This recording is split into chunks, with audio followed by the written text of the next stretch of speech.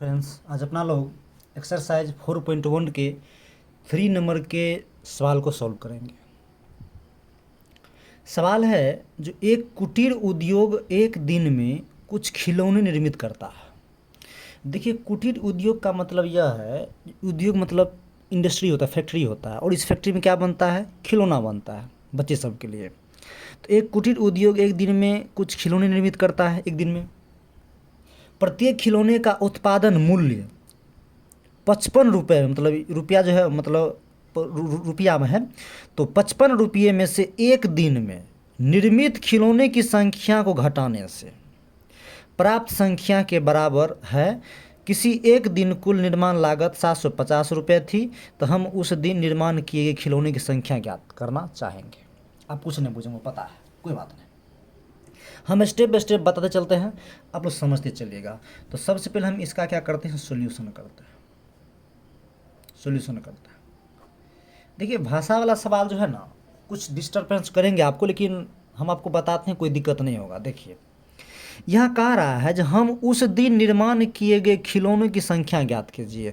इसका मतलब खिलौने की संख्या ज्ञात है, मतलब यह कितना, मतलब खिलौना बन के तैयार होता है, यह बात आपको पता नहीं है। यहाँ वही कह रहा है, जो हम उस दिन निर्माण किए खिलौने की संख्या ज्ञात करने के लिए, तो हम यहाँ मान लेते हैं, जो माना कि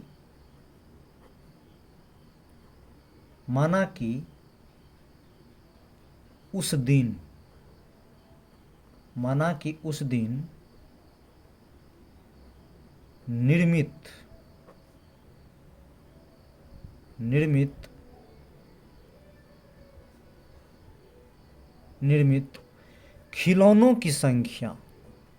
निर्मित खिलौनों की संख्या बराबर x।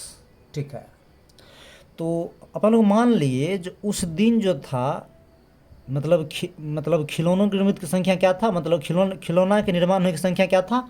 x था। बात समझे ना? तो अब एक बात यहाँ एक लाइन कहा है, जो प्रत्येक खिलौने का उत्पादन मूल्य, प्रत्येक खिलौने का, तो हम तो x खिलौना उत्पादन किए हैं, तो कहता है प्रत्येक खिलौने का उत्पादन मूल्य 55 रुपये में से एक दिन में निर्मित खिलौने की संख्या घटा देना। एक दिन में तो हम x बनाए हैं, तो आप क्या करेंगे? 55 से x को घटा देंगे। तो यहाँ लिख लेते हैं, एक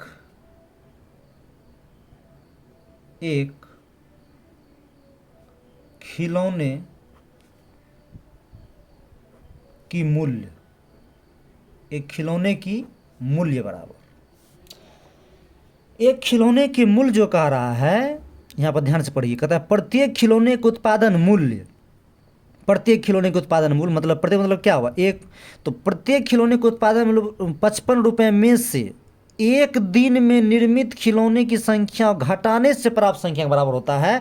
तो एक दिन में हम कितना निर्माण करते हैं? x खिलौने करते हैं, और 55 रुपये में से क्या करेंगे? उस एक दिन में बनाए क्या करेंगे? घटा देंगे। तो अपन लोग यहाँ पे क्या करेंगे? 55 रुपया में से क्या करेंगे? इसको घटा देंगे। तो याद रखिए, ध्यान से यहाँ समझिए इस चीज़ को। यहाँ जो 55 - x है, ये एक खिलौना का मूल्य है। समझ गए ना? ये क्या है? एक खिलौना का मूल्य है। और अपना लोग जो एक दिन में खिलौना बनाया है, मतलब बनाए हैं, वो कंपनी उद्योग जो एक दिन में खिलौना बनाया, वो x बनाया है। बस समझ गए ना? तो अब यहाँ पे क्या करते हैं हम लोग? प्रश्न से चलते हैं, अकॉर्डिंग टू क्वेश्चन।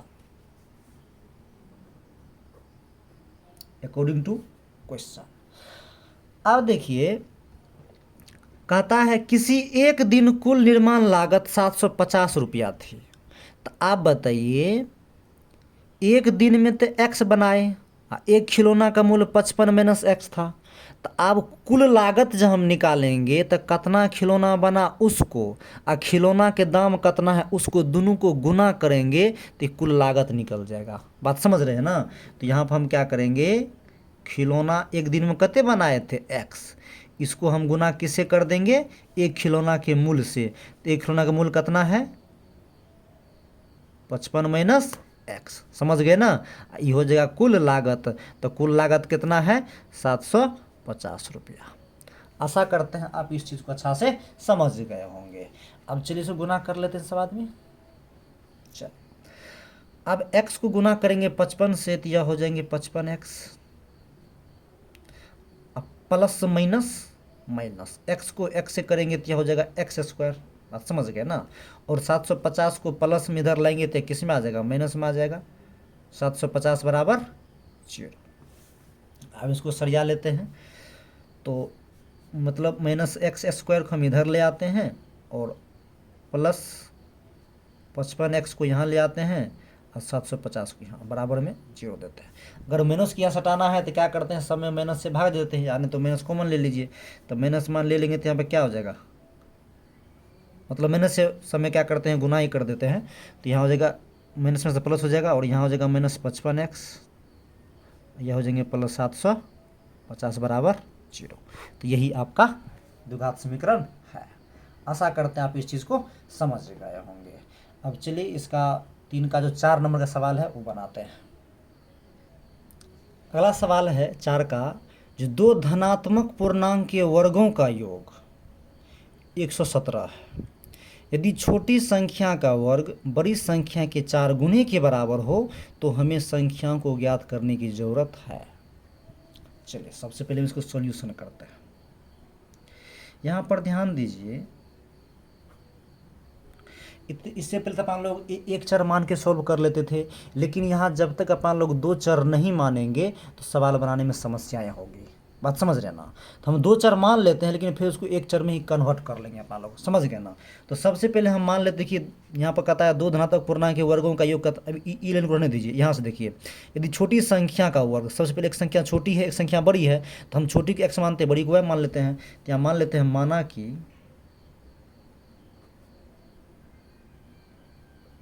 माना कि छोटी संख्या बराबर x, बात समझ गए। छोटी संख्या क्या मान लिए, x मान लिए, तथा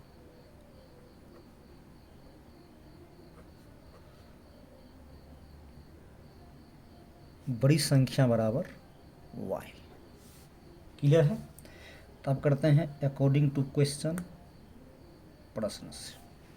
आप ध्यान दीजिए, तो यहाँ कह रहा 2 धनात्मक पूर्णांक के वर्गों का योग जो है 117 है, ठीक ना। तो ई लाइन को भी रहने दीजिए, इसको बाद में लिखेंगे हम। तो यदि छोटी संख्या का वर्ग, तो छोटी संख्या का हम क्या माने हैं, x माने हैं। तो छोटी संख्या का वर्ग कह रहा है, वर्ग, तो इसको हम टोपी पहना देंगे, यानी कि वर्ग लगवा देंगे। क्लियर है। बड़ी संख्या के 4 गुने के बराबर है, तो बड़ी संख्या को क्या माने भाई साहब, बड़ी संख्या को y माने हो। तो हम y तो देंगे, लेकिन कह रहा है 4 गुना के बराबर होगा, बात समझ से गए ना जी। तो छोटी संख्या का वर्ग बड़ी संख्या के, तो देख लीजिए छोटी संख्या के वर्ग किए, बड़ी संख्या y जो था उसके 4 गुना के बराबर कर दिए। आशा रखते हैं आप इस चीज को समझ गए होंगे, ठीक है। चलिए और आगे समझते हैं। लिखते हैं अब, क्या लिखते हैं, अब आगे पढ़िए क्या कहता है। तो हमें संख्याओं को ज्ञात करना चाहिए, मतलब ज्ञात करने की जरूरत है। अब एक बात यहाँ पर देख लीजिए चीज को, जो 2 धनात्मक पूर्णांक के वर्गों का योग, तो 2 धनात्मक पूर्णांक कौन कौन मान ले, एगो पूर्णांक तो हम x माने हैं, एगो को y माने थे, दोनों के वर्गों के योग जो है किसके बराबर है, इसके बराबर है। 2 धनात्मक पूर्णांक के वर्गों का योग में जोड़ होता है। तो यहाँ पर क्या कर लेंगे, x का स्क्वायर प्लस y का स्क्वायर, कितना वर्गों की कितना है, 117 के बराबर। आशा करता है आप बात को समझ गए होंगे। अब ध्यान दीजिए, अब देखिए एक्स स्क्वायर जो है, तो एक्स स्क्वायर यहाँ भी किसके बराबर है, 4y के बराबर। तो अभी एक्स स्क्वायर कहता है किससे, बात समझ रहे हैं ना। ये वाई स्क्वायर जो है एक्स स्क्वायर से कहता है, ए जी इधर आइए ना, ए जी यहाँ सटिए ना, हमको सटने दीजिए ना, बात समझ रहे ना। तो इसको हटा के इसको सटा के, तो देख लीजिए एक्स स्क्वायर को यहाँ से मतलब किस पर रिप्लेस कर देंगे, मतलब एक्स स्क्वायर स्थान पर इसको रिप्लेस कर देंगे। तो यहाँ हो जाएगा 4y प्लस में वाई स्क्वायर बराबर 117। अगर आपको x में ही लाना होगा तो आप छोटी संख्या को y मान लीजिएगा, बड़की को x मान लीजिएगा, छोटकन को y मान लीजिएगा, बड़कन का x मान लीजिएगा। समझ गए ना बात को। तो अब इस चीज़ को सीधा कर लेते हैं, यहाँ दे देते हैं वाई स्क्वायर प्लस में 4y, इधर है भेजेंगे ना आ जाएगा तो माइनस में आ जाएगा, तो 117 बराबर 0। तो यही आप लोग के पास द्विघात समीकरण हो गया। आशा करते हैं आप इस चीज़ को भी समझ गए होंगे। चलिए अब इस एक्सरसाइज के लास्ट सवाल को बनाते हैं। चलिए 5 नंबर का सवाल कहता है जो एक कपड़े के टुकड़े की कीमत 200 रुपया है। एक कपड़े की कीमत जो है, एक कपड़े के टुकड़े की कीमत कितना 200 रुपया है। इलेन को भी रहने दीजिए। यहाँ से देखिए, यदि कपड़े का टुकड़ा 5 मीटर अधिक लंबा होता और इसकी कीमत 2 रुपये कम होती तो टुकड़े की कीमत अपरिवर्तित रहती। तो अपरिवर्तित का मतलब है नहीं बदलता, समझ गए ना, समान रहता। तो सबसे पहले हम क्या करते हैं, अपन लोग मान लेते हैं जो मतलब कपड़े की जो है, मतलब कपड़े की लंबाई को x मान लेते हैं, ठीक ना। तो यहाँ सॉल्यूशन करते हैं। तो यहाँ कर लेते हैं, माना कि